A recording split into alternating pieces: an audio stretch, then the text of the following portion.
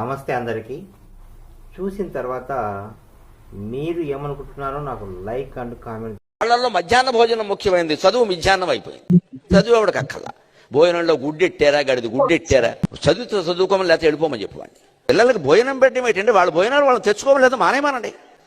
ఇటు పిల్లలకు భోజనం పెట్టి పుస్తకాలు ఇచ్చి యూనిఫార్మ్ ఇన్ని ఇస్తే వాడు చదువుతాడా? శోభనం పెళ్లి కొడుకులో మంచం ఎక్కి కూర్చుంటాడు. మాట స్వతంత్రంగా ఆధ్యాత్మిక ప్రవచనాలు చెప్పే ఆ ఆచార్యులు ఇప్పుడు రకరకాల వేళల్లో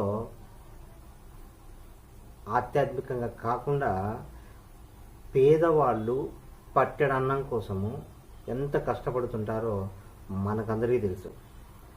రోడ్లపైన చూస్తుంటాం, హోటళ్ళ దగ్గర చూస్తుంటాం, చెత్త కుండీల దగ్గర కూడా చూస్తుంటాం. చదువుకోవాలని ఆలోచన ఉన్నా కూడా తిండి సరిగా లేక తిండి కోసమే పనులు చేసుకునే వాళ్ళు ఉన్నారు.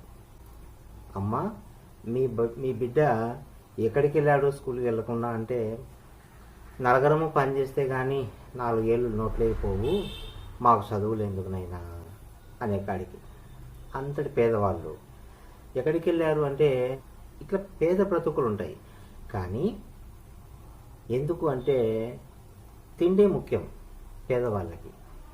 సో తర్వాతనే చదువు. మరి చదువు తిండే సరిగా లేకపోతే చదువు ఏం చదువుతారు?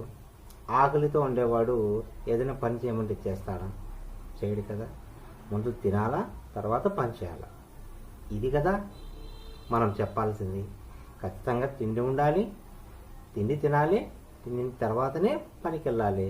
అప్పుడే మనకు ఎనర్జీ వస్తుంది.